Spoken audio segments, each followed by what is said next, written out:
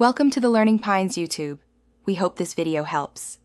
In this video, I will explain how to file income tax return for LIC agents. We will cover the essential steps to ensure a smooth and accurate filing process. First, we will identify your income and eligible deductions. Then, we will guide you through selecting the correct tax form. Finally, we will discuss the online filing procedure and offer helpful tips for compliance. This guide aims to simplify your tax obligations.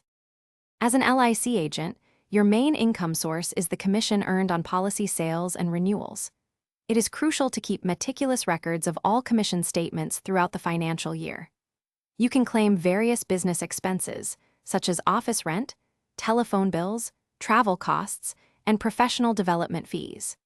Remember to document all these expenditures properly to ensure you maximize your eligible deductions and reduce your taxable income effectively.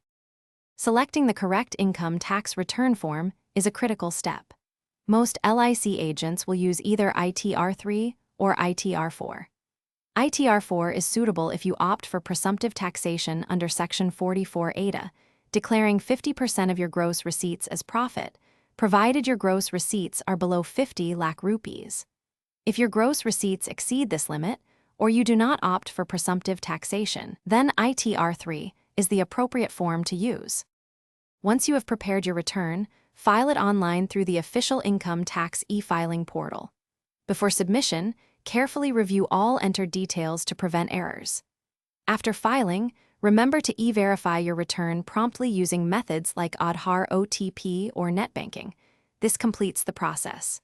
Finally, always maintain all your financial records, including commission statements and expense proofs, for a minimum of 8 years for future reference or potential audits.